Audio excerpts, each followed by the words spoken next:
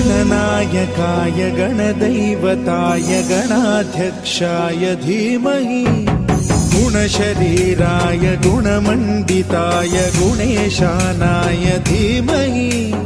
गुणातीताय गुणाधीशाय गुणप्रविष्टाय धीमहि